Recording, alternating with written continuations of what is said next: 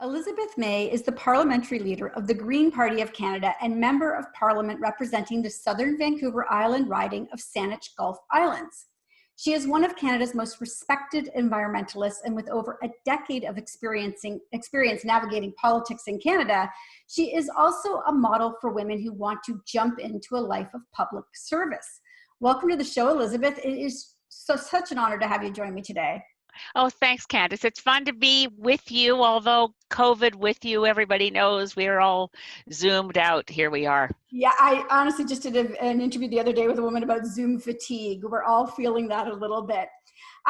So we're clearly in tumultuous times here. We're staring at this perfect storm of environmental distress and civil unrest, economic upset. There's a lot of competing priorities. So when you look out over this landscape, what do you feel needs to be sort of our first priority? That's a great question. I'm working right now trying to figure out how we make sure that our schools are safe and all of our kids can go back to school. I'm really concerned that we're seeing without childcare being adequate across Canada, without schools being 5 days a week, a lot of parents and particularly women aren't going to be able to get back in the workforce, which is a threat to our economy, a threat to women's rights that have been achieved over all these years, and also interrupts our kids' education. So I work on things as they come to me, and it's not particularly disciplined in terms of a hierarchy of things that need attention. We always need to be mindful that we're in a climate emergency, and the climate emergency is a far larger threat to this country and to human civilization than COVID. But COVID is here right now and close to us, and we're not out of the woods yet. So I'd have to say right now, if you ask me number one priority, public health. And evidence-based decision-making based on the science leads us right into why we can't take our eye off the ball on climate. We have to do both of those things at the same time.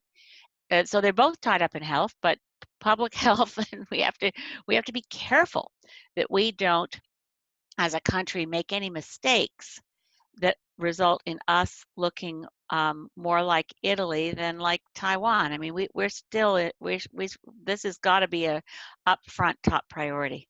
I agree, and my concern is, and so because I know the environment is your first love. I'd love to hear your thoughts on sort of, are we turning back the clock in terms of the progress we've made with things? Suddenly we're plastic bags all over the place. We've got PPE everywhere. Yeah. Are we turning back the clock a little in our response to this pandemic? Well, I certainly wouldn't say that we need to hold back on PPE. We need it. Right. I do think we need to have a rethink, because a lot of the reason, and I've talked to people for years about this in the healthcare sector, the cuts to our healthcare system back in the early 90s when Paul Martin was Minister of Finance and had to slay the deficit. One of the things that happened because of that was cuts in healthcare led to a lot of hospitals figuring, well, where can we save money? Well, we can save money by not having our own janitorial staff. We'll have more people on contract, and we won't have so what ended up happening is we ended up relying a lot more in the healthcare sector on throwaway items. That's not to say that we couldn't go back to a time where, number one, we had more access to our own PPE in local supply chains, so we weren't dependent on trying to buy it in a global market frenzy, which is, the minister responsible for this, Anita Anand, talks to us as MPs about what it's like to be out there trying to bid on millions of masks and being beaten out by another country. If we had, and there's nothing wrong with reusable cloth masks, we need to be thinking about this in a larger frame of what does this look like post-pandemic. We clearly need to have more self-sufficiency in healthcare PPE. We all now know it, personal protective equipment. Nurses used to have uniforms that were washed in a hospital laundry setting at high temperatures. That got cut out. And that's one of the reasons that we now see things like C. difficile in our hospitals. We have unique and dangerous diseases that are created in the hospital environment, and largely because, go back to the cuts, to the janitorial services, and the decision that everything could be throwaway, so nothing needed to be quite as sterile as it used to be. Okay, so if we unpack all this, we can say, no, we don't want to go backwards. on making sure we're not using plastic bags and throwaway utensils, et cetera, et cetera. People carry their own utensils to a takeout facility, and the takeaway box is made of materials that are compostable. We're not going backwards, but we are COVID compliant. So there's solutions through this, but obviously in the panic and the initial round of decisions that were taken in March, April, and May, I wasn't going around saying don't use plastic, because the priority immediately was flatten the curve. But when we adopt an attitude that says, and I think this is where we're headed, we're going to be living with this pandemic for some time, then you need to start rethinking things. And what can we carry ourselves to a takeout facility? Our own utensils. And can we be allowed to make sure that we take away cartons that are themselves not plastic? The bigger picture, of course, is the climate crisis, and we are seeing greenhouse gas concentrations in the atmosphere continue to rise, even as we're not flying, we're not driving nearly as much. So we also need to look at the structural issues of the climate crisis and make sure that when we come out of pandemic, we don't think, okay, we've got to restart the economy. We've got to get those smokestacks, belching out the smoke, because that shows our economy is going. We've got to, in a post-pandemic recovery, focus our government and public resources on those things that restart the economy while reducing greenhouse gases, such as major investments in renewable energy, major investments in our built infrastructure, our homes and buildings, so that they don't waste energy. These are things we can do. They're not rocket science, but we have to keep them in mind so we don't make a mistake. A measured response. And, I was recently reading this article about, the best coronavirus responses around the world have been from women-led countries, female-led countries, which is part of the reason I want to talk to you, because I really feel we need more women in politics in Canada. Oh, we do. Yeah. I mean, sadly, just before we started this interview, I went to just look it up quickly, and we've only had 13 women in the course of our history sort of serve as a first minister. That's crazy to me. So what do you think are the biggest hurdles for women? Like, why do you think we don't have enough?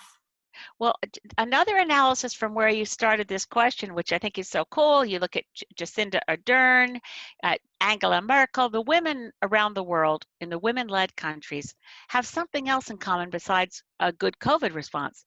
They all have electoral systems that are built on fairness. So every single country in the world with a woman leader who's handled COVID well is in a country where the electoral system is based on proportional representation. And countries with proportional representation elect more women always. And that's just a statistical reality. So what does that look like for Canada? If Justin Trudeau had kept his promise in 2015, we would have gone through a 2019 election that did not have baked in unfairness. When you have a system that says the percentage vote that party got means that when you look at your parliament, there's that same percentage of MPs sitting there. That's what proportional representation looks like. So for people watching, if you think about the vote the Green Party got in 2019, we got over 1 million votes, 1.1 million around there. I think the Bloc Québécois got 1.3 million. So they got more votes than we did, but by not that big a margin. We have 3 MPs, they have 30. So it's a very big difference when all your votes are concentrated in one region. So our current voting system of first past the post encourages and gives oxygen to parties that are about division or regionalism. So Reform Party got its start and did really well right out the gate because it could take every seat in Alberta, whereas the Bloc Québécois only runs in Quebec. So voting systems really matter in terms of getting women elected. The other thing, of course, is just encouraging women to run. And this is something I do a lot. I was really pleased that we had, I think it was 40% of the candidates for the last couple of elections for the Green Party have been women. We are the first elected caucus with more women than men. There were Jenica Atwin from Fredericton and I, plus Paul Manley. So that we are, oh, have I lost you? No, I'm still here. Oh, good. Sorry, my screen. Okay, so yes, so we are a caucus of 2/3 women. Of course, it used to be 100% women when I was there by myself, but I wouldn't exactly. That doesn't make any history. But we've been, we not only run women, we want to elect women. And that's something other parties, sometimes they'll get their statistics up there, but the best ridings where you're most likely to elect people will still in some parties go to male candidates. So it's getting involved in politics, and for women watching and thinking about it, it is a hard world still. It's not a place where if you have a thin skin, the social media stuff is the worst. Being attacked on Twitter, you have to be able to say, it doesn't matter. Unfortunately, until those platforms are properly regulated, which they should be, they're set up to allow a lot of abuse, and that should not be allowed.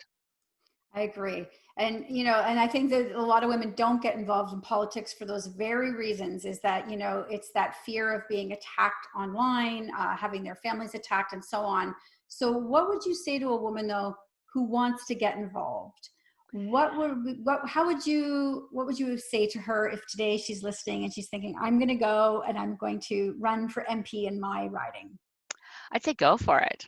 The first thing, of course, is to sort of figure out what party you're interested in. I mean, we do have a couple of, we have one MP right now who's an independent, who of course is Jody Wilson-Raybould, who was elected as an independent, but that's very hard to do. So I'd say in general, your first step is going to be, which of the available political parties out there as options appeals to me and my values? Then get involved with that party. There isn't a political party in the world that isn't happy to see a new member. And most political parties are like Greens saying, oh, you're a smart woman who wants to run? Yeah, oh, okay. So you'll find yourself embraced pretty quickly.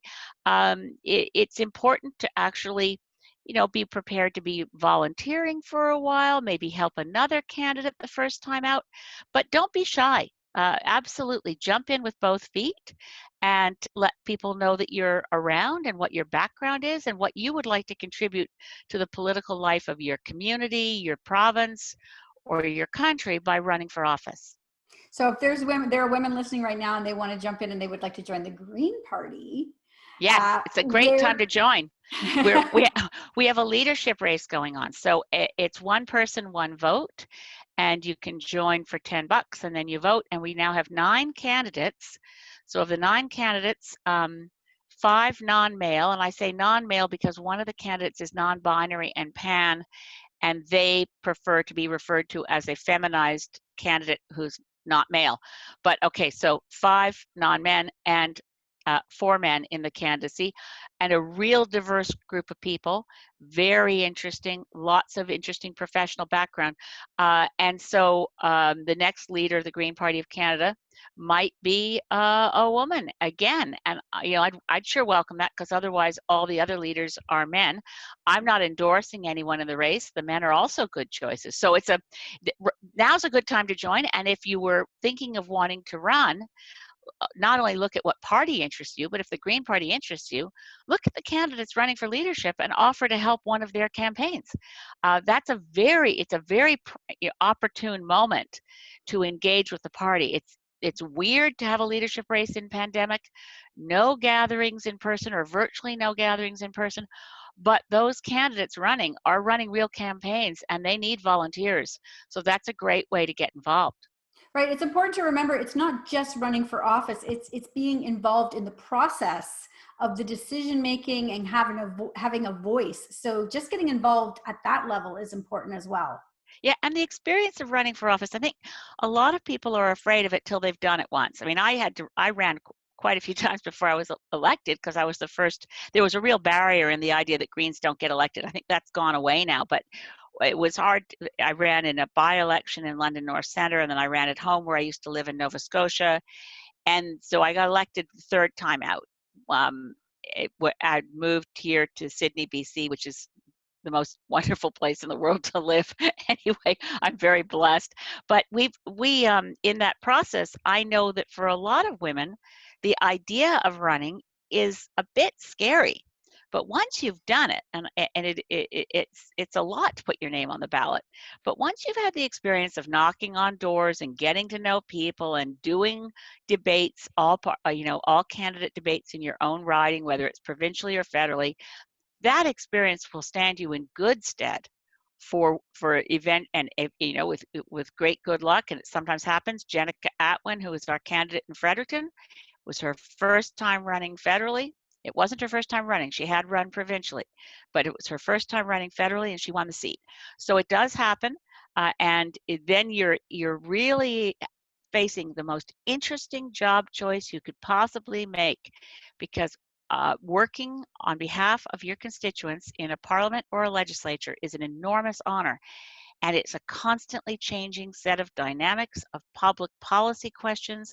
And of course, in the Greens, we don't believe in whipping votes. So all of us as individuals have to really keep on top of all these issues and try to think, what do my constituents really want me to do on this issue? And and right now in pandemic, I think really it's the best time ever to approach issues in a nonpartisan way, trying to find allies no matter who they are, talking to ministers in the cabinet, because we're all in this together, and we've got to get through this together as Canadians.